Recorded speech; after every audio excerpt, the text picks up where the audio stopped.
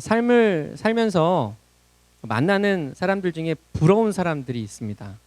개인적인 어떤 친분을 통해서 알게 되고 만나는 사람이건 아니면 어떤 매스컴이나 TV나 아니면 어떤 특별한 상황을 통해서 만나는 사람이건 그 사람들 중에 그 사람들의 삶의 모습들이 부럽게 여겨지는 경우가 있습니다. 저는 그렇습니다.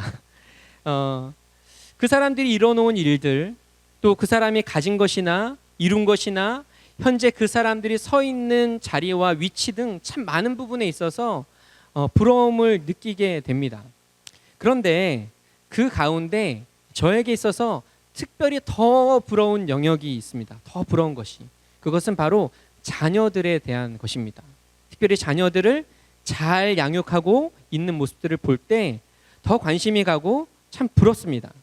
자녀들이 공부를 잘하고 또 그래서 좋은 학교에 가고 또 좋은 직장에 들어가서 지내는 모습도 좋아 보이고 조금은 부럽지만 세상 속에서 무언가 이뤄낸 그 모습보다 더 부럽게 여겨지는 것은 하나님 그 자녀들이 믿음의 자녀로 잘 양육되어진 것, 그것이 많이 부럽습니다. 그리고 저도 그렇게 제 자녀들을 믿음의 자녀로 잘 양육하고 잘 세웠으면 좋겠다라고 생각을 합니다. 아마 지금 이곳에 계시는 우리 많은 부모님들이 이곳에 계시는데 여기에 계시는 부모님들도 아마 동일한 마음들이 있으실 것입니다. 그런데 문제가 있죠. 한 가지 문제는 뭐냐면 그것이 쉽지 않다라는 것입니다. 쉽지 않다라는 것이 아니라 정말 어려운 거죠. 생각처럼 잘 안 되는 것이 문제라는 것입니다.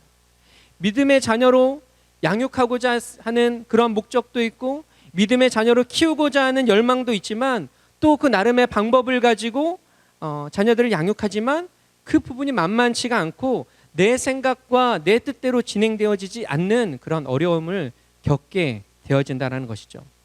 물론 뜻하신 대로 생각하는 대로 잘 되어지는 가정들도 덜어 있습니다.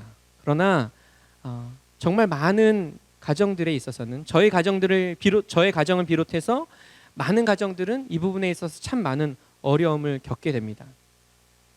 오늘 우리가 함께 읽은 이 사사기 본문은 우리의 고민과도 같은 문제를 이야기하고 있습니다. 오늘 함께 읽었던 본문 중에 우리 10절 말씀을 우리 다시 한번 함께 읽어보도록 하겠습니다. 10절 말씀입니다. 시작. 그 세대의 사람도 다 그 조상들에게로 돌아갔고 그 후에 일어난 다른 세대는 여호와를 알지 못하며 여호와께서 이스라엘을 위하여 행하신 일도 알지 못하였더라. 이스라엘 백성들은 하나님의 선택을 받은 민족이고 그 선택받은 민족에게 하나님은 놀라운 일들을 행하시고 보여주셨습니다. 애굽의 10가지 재앙들, 홍해와 요단강이 갈라지는 기적들, 또 절대 요새와 같은 그 여리고성이 무너진 것을 비롯해서 정말 수많은 기적과 하나님의 역사를 통해서 선택받은 이스라엘 민족들을 인도하셨습니다. 그리고 이제 그 약속하신 땅 가나안에 정착을 했습니다. 그런데 정착한 지 한 세대가 지나고 난 후에 성경은 이와 같이 기록하고 있는 것입니다. 그 후에 일어난 다른 세대는 여호와를 알지 못하며 여호와께서 이스라엘을 위하여 행하신 일도 알지 못하였더라. 오래 걸린 것이 아니죠. 여호와 하나님의 역사를 경험한 세대가 죽고 그 자녀 세대는 하나님을 알지도 못하고 하나님이 어떤 일을 행하셨는지 알지 못하였다라고 말하고 있는 것입니다. 왜 그럴까요? 어떻게 이런 일이 한 세대 만에 일어날 수 있었을까? 먼저 좀 살펴볼 수 있는 것은 여호수아와 같은 강력한 리더십의 부재를 생각할 수 있습니다. 그동안 이스라엘 백성들은 참 좋은 리더와 함께 그 여정을 걸어왔습니다. 모세를 따라서 또 모세와 비교해서도 조금도 뒤처지지 않는 그 여호수아라는 그 좋은 리더 아래서 그 모든 여정들을 함께 했습니다. 하나님의 뜻을 구하고 어떻게 행해야 할지를 가르치는 그 리더 밑에서 그들은 하나님의 뜻대로 행할 수 있었던 거죠. 또 하나 그들의 자녀 세대가 하나님을 알지 못하는 세대가 된 이유는 그들의 부모로부터 하나님의 역사에 대한 교육을 받지 못했기 때문입니다. 하나님을 경험한 세대로부터 전해져야 할 하나님에 대한 지식과 경험들이 전해지지 못했고, 또 하나님이 어떤 일들을 행하셨는지, 하나님이 이스라엘 백성들에게 어떤 일을 행하시면서 여기까지 인도하셨는지를 배우지 못한 것입니다. 오늘 본문에 알지 못했다, 오늘 10절에 그들이 알지 못했다라고 사용하고 있는 그 히브리어 단어는 야다라는 단어입니다. 이 단어는 알다라는 뜻을 담고 있는데, 특별히 경험하여 아는 것에 대한 뜻을 담고 있습니다. 우리가 누군가를 안다, 또 무엇인가를 안다 하는 것에 있어서 두 가지 의미로 이야기를 합니다. 첫 번째는 정보로 아는 것이죠. 예를 들어서 TV나 매스컴을 통하여, 또는 다른 사람으로부터 어떤 정보를 듣고 그것을 통하여 안다라고 말하는 거죠. 내가 직접 경험하지 않았고, 또 상대방은 나를 모르지만 내가 알고 있는, 나만이 알고 있는 그것을 가지고도 나는 안다라고 말하게 됩니다. 또 다른 한 가지는 경험하여 아는 것을 말합니다. 내가 직접 만져보고 그 촉각을 경험하고, 눈으로 보고 귀로 듣고 맛보아 아는 것에 대한 것입니다. 또 사람에 대해서도 사람에 대해서 안다라는 표현을 쓸 때 서로가 서로를 아는 것, 이 사람이 저 사람이 나를 알고 내가 저 사람을 알고 서로 경험하여 그 사람이 어떤 사람인지를 아는 그것에 대해서 또 다른 의미로 안다라고 이야기합니다.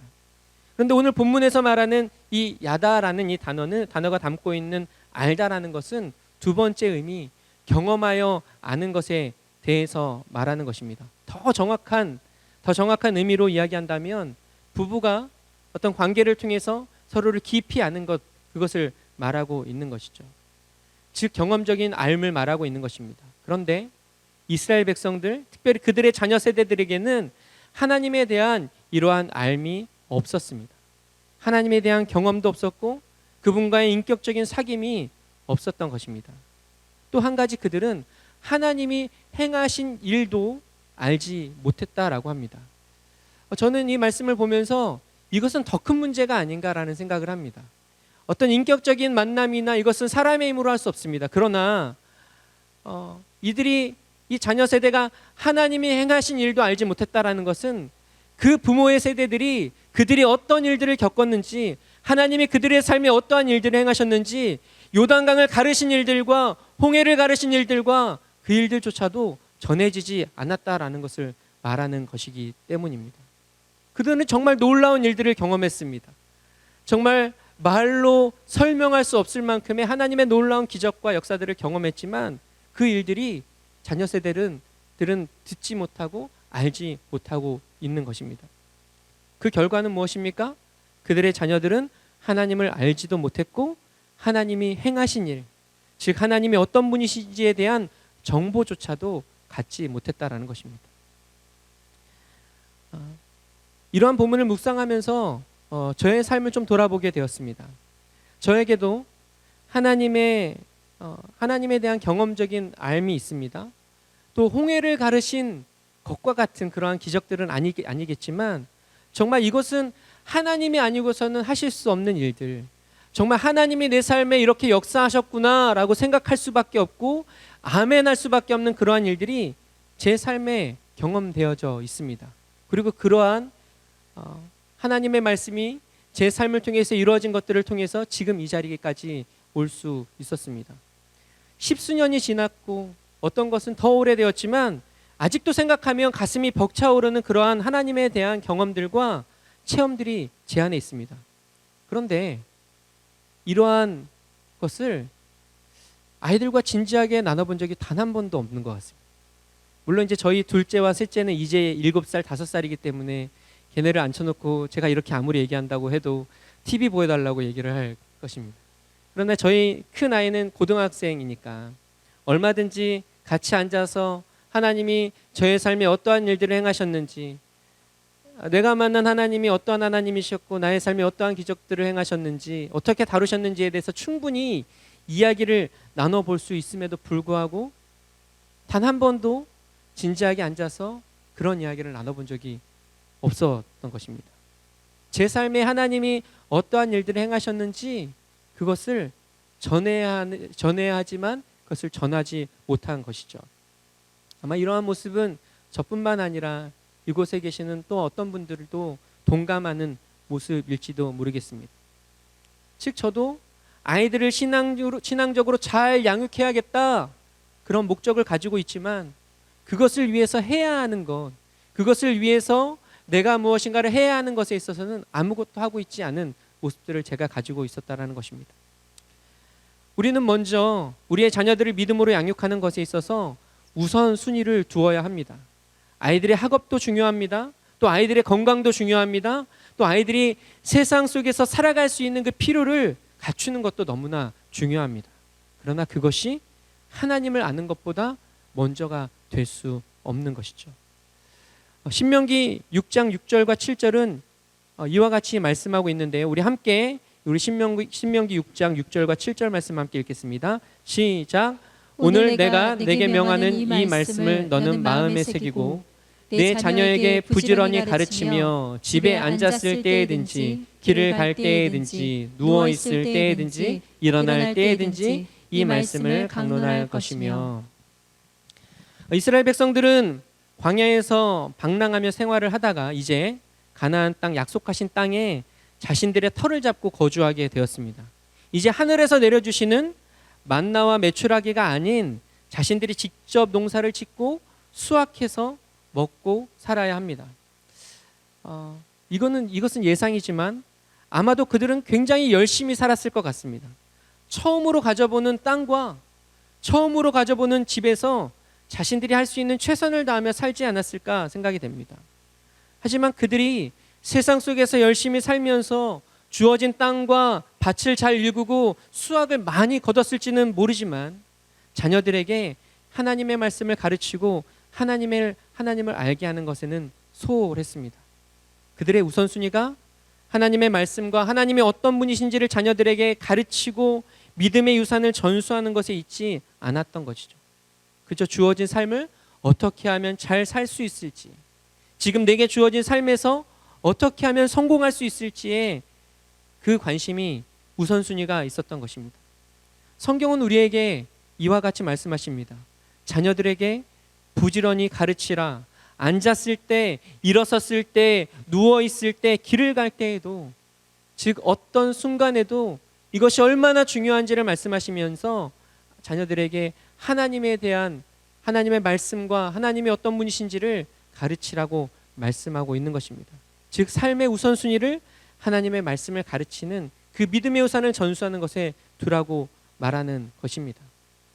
또 이스라엘 백성들의 가르침에는 힘이 없었습니다. 왜냐하면 그들의 가르침과 그들의 삶의 모습은 너무나 달랐기 때문입니다. 오늘 본문 이전에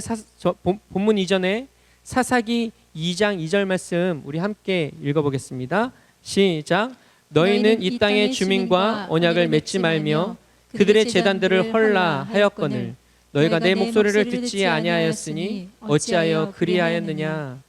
오늘 함께 읽었던 이 본문의 전에 나오는 말씀입니다. 이스라엘 백성들에게는 하나님의 말씀이 있었습니다. 하나님의 뜻이 무엇이고 하나님이 어떤 분이신지, 믿음의 백성들이 어떠한 기준 안에서 어떻게 살아야 하는지를 하나님께서 가르쳐 주셨습니다. 그런데 이스라엘 백성들의 삶의 모습은 하나님의 말씀과는 너무나 다른 모습이었던 거죠. 하나님의 말씀에 대한 지식은 있지만 그에 따른 순종과 삶의 열매들이 없었던 것입니다. 그리고 그러한 삶의 모습으로 살아가는 그 부모들의 말은 그들의 자녀들에게 어떠한 영향도 끼칠 수 없었던 것입니다. 하나님이 누구라고 말하지만 그 말이 열매 맺을 수 없었고, 하나님을 믿는 믿음의 신앙이 어떤 것이라고 말하지만 그 말과 다른 삶의 모습들은 자녀들을 온전하게 이끌어 가지 못한 것입니다. 지금도 동일합니다. 우리는 말과 행동이 다른 삶을 살아갑니다. 하나님의 가치를 말하고 하나님의 뜻을 말하고 하나님의 마음을 말하지만 내 목적으로 내 욕구를 따라 살아가고 있습니다. 내가 말하는 것과 다른 삶의 모습과 열매들이 나의 삶 속에 있는 거죠. 그러한 삶의 모습을 배경으로 한 나의 말들은, 우리의 말들은 힘이 있을 수가 없는 것입니다. 왜냐하면 우리의 자녀들은, 또 우리가 이야기하는 그 대상들은 우리의 말을 듣는 것이 아니라 우리의 삶의 모습을 보고 배우고 있기 때문입니다. 내가 말하는 것에 영향을 받고 있는 것이 아니라 내가 살아가고 있는 그 삶의 모습에 더 큰 영향을 받고 있기 때문인 것입니다. 말씀을 정리하겠습니다.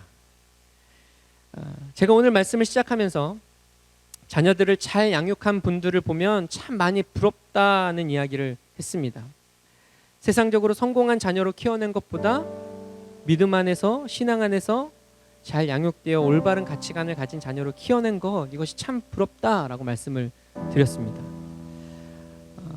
그렇게 아이들을 신앙으로 잘 양육한 분들 중에 이런 이야기를 하는 분들이 있었습니다. 그냥 아이들이 그냥 착해서 잘 자라줬습니다. 부모인 저는 별로 한 것이 없는데 아이들이 착해서 또 순해서 잘 자라줬습니다. 그냥 거저 키웠습니다. 아이들이 거저 하나님께 양육을 받았습니다.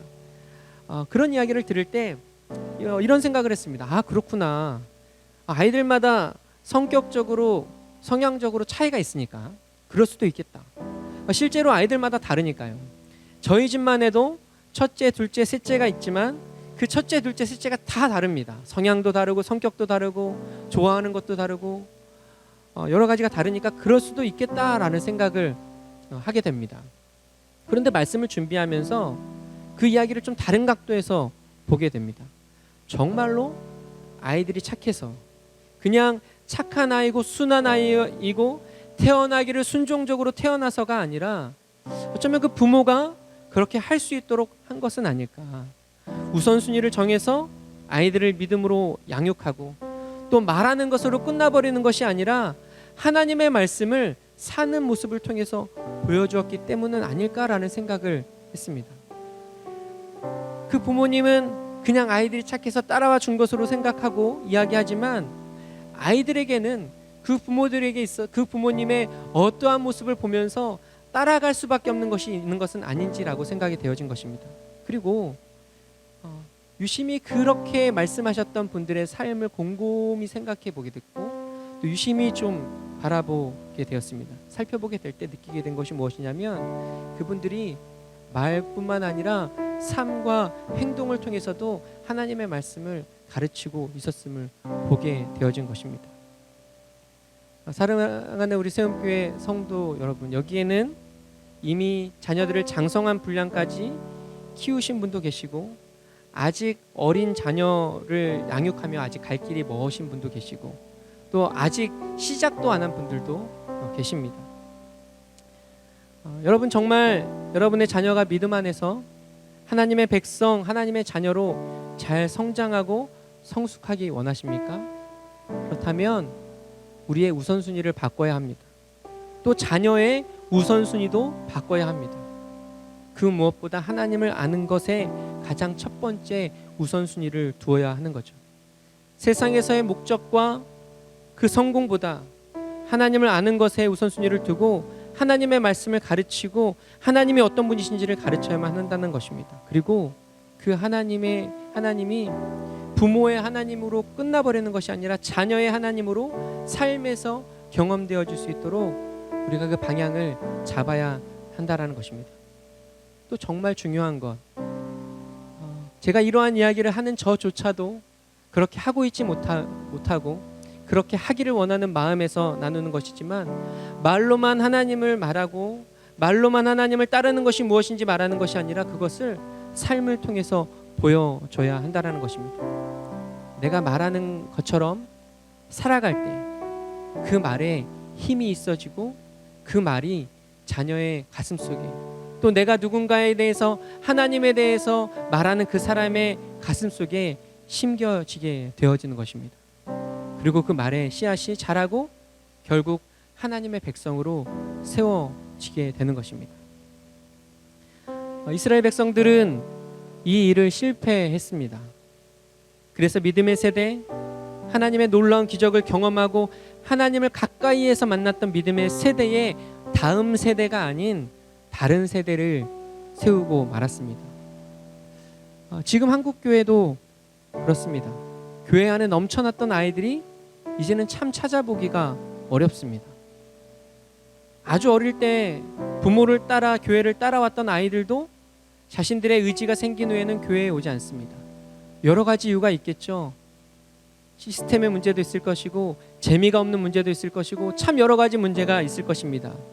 그러나 그 가운데 또 한 가지는 무엇이냐면 하나님의 말씀과 교회가 다르기 때문입니다. 하나님의 말씀과 신앙인의 삶이 다르기 때문입니다. 다시금 우리의 우선순위를 점검하고 또 삶의 모습들을 돌아봐야 합니다. 그리고 그 모든 것을 다시금 하나님의 말씀의 기준 위에 세워야 할 줄 믿습니다.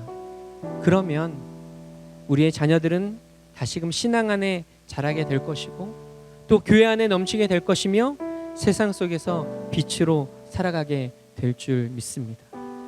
그러한 은혜가 넘치는 우리 세움교회 성도님들 되시기를 주님의 이름으로 축복합니다.